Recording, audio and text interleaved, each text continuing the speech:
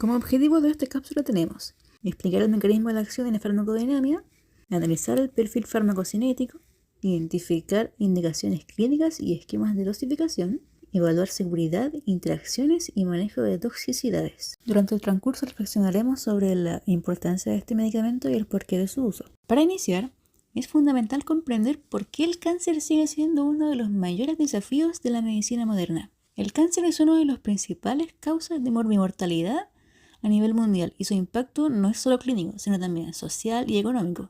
Clásicamente, el enfoque terapéutico se ha basado en 3 pilares: la cirugía, la radioterapia y la quimioterapia o terapia sistémica. Cuando el tumor es localmente avanzado, metastásico o cuando buscamos reducir la carga tumoral de forma sistémica, las terapias farmacológicas antineoplásicas se convierten en estrategia de elección preferida para mejorar la supervivencia y la calidad de vida del paciente. Ahora bien, ¿qué hace que las células tumorales sean tan complejas de tratar?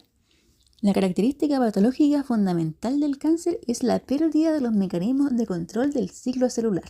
Esto induce a que las células malignas se reproduzcan de manera extremadamente rápida, descontrolada y agresiva, invadiendo la apoptosis y compitiendo de forma desmedida por los nutrientes y los tejidos sanos. Esta alta tasa de replicación mitótica es precisamente lo que define el crecimiento expansivo del tumor y su capacidad de invasión. Es aquí donde actúan los fármacos antineoplásicos tradicionales o quimioterapéuticos citotóxicos. Su mecanismo de acción principal consiste en atacar y destruir a las células que se encuentran en fases activas de división y replicación celular, interfiriendo con su ADN o sus procesos metabólicos para detener el crecimiento del tumor. Sin embargo, esta terapia presenta una limitación crítica: la falta de especificidad.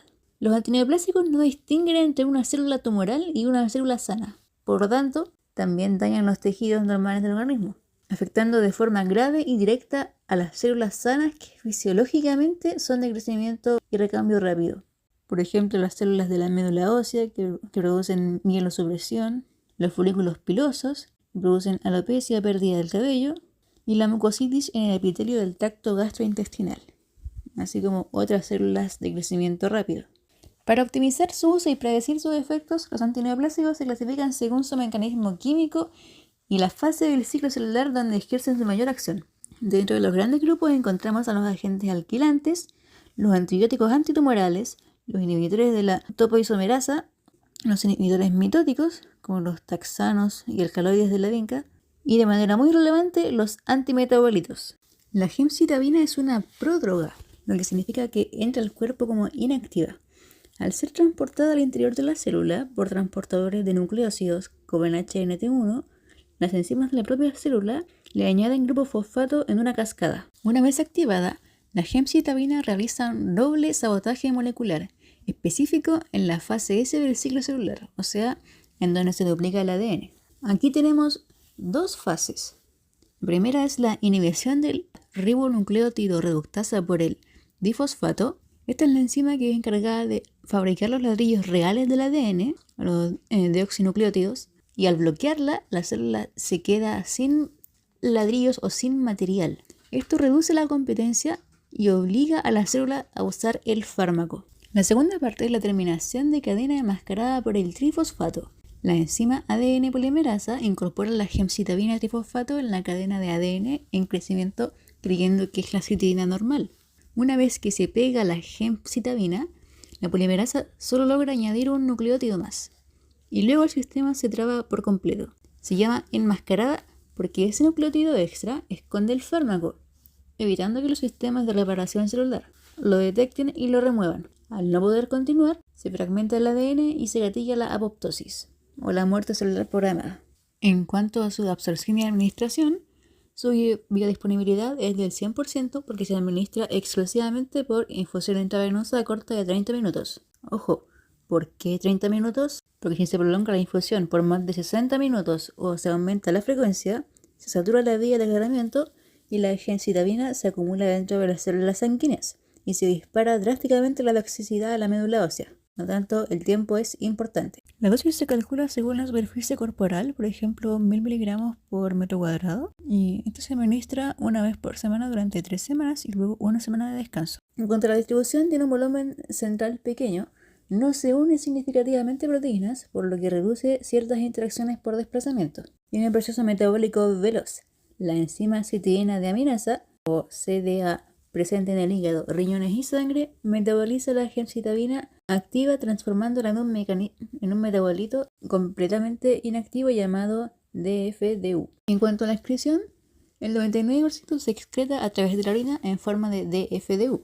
Debido a su ordenamiento rápido, su vida media plasmática es sumamente corta, de 42 a 94 minutos según edad y sexo, lo que significa que el fármaco se elimina por completo del cuerpo en pocas horas y no se acumula de una semana a otra. En cuanto a su uso terapéutico, su rol principal es en tumores sólidos avanzados. Por ejemplo, tenemos el cáncer de páncreas, inmunoterapia o en combinación, como primera línea. Se ha demostrado mejorar la tasa de beneficio clínico y supervivencia frente a tratamientos antiguos como el 5FU. También está el cáncer de vejiga urotelial en combinación o con cisplatino. Esta es una de las grandes ventajas comparativas de la pauta. Reemplazó el antiguo esquema de metotrexato con vinblastina, adriamicina y cisplatino. El combo de gemcitabina con cisplatino ofrece la misma eficacia terapéutica, pero con muchas menos desventajas, reduciendo drásticamente la cardiotoxicidad y la mucositis severa. También está el cáncer de pulmón no microcítico y se usa junto a cisplatino o a carboplatino en ciclos de 21 días. Y por último, el cáncer de mama y ovario, y se combina con paclitaxel o carboplatino en pacientes que han recaído tras terapias iniciales. En cuanto a la seguridad de este medicamento, tenemos varios puntos a tocar.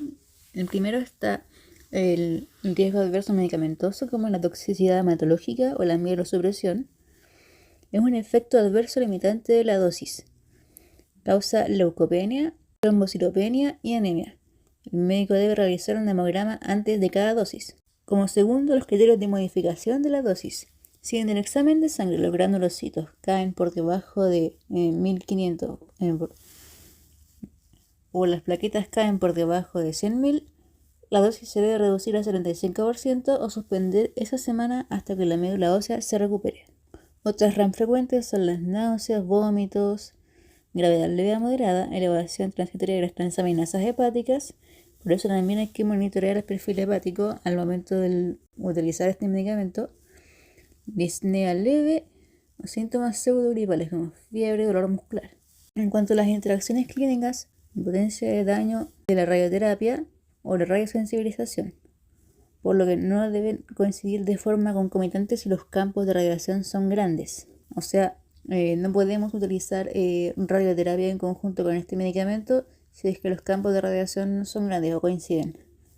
Además está contraindicado la administración de vacunas vivas atenuadas, como la fiebre amarilla, debido al estado de inmunosupresión del paciente, ya que puede provocar una replicación del virus de forma descontrolada.